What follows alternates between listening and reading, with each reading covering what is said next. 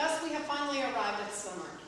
This next one is also by a female Estonian composer. Her name is Maimu Miido. She lives right here in Manhattan. She has written a lovely song. I have to tell you a little bit.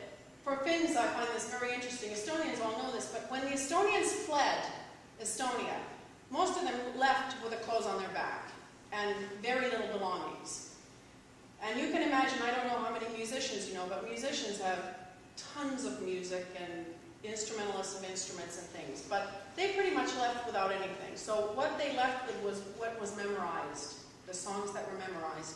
And I have been very fortunate to have been given actually music by these people who fled, who were singers themselves, where somebody, they or their friends, have actually written down opera arias from memory, not just the vocal line, but the accompaniment as well.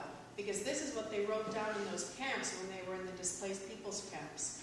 And then that is what they then used to perform and give to their accompanists. And also composers were asked frequently, you know, we want to have a spring concert, won't you write something?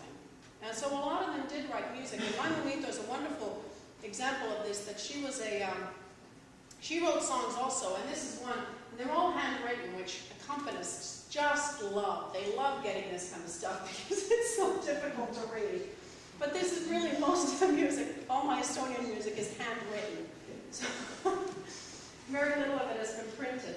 But this was a small little song that she wrote about the beauty of an Estonian summer night when there is a magical light everywhere, and how it envelops the whole earth, and how so many things are possible, and how in the stillness of the night you hear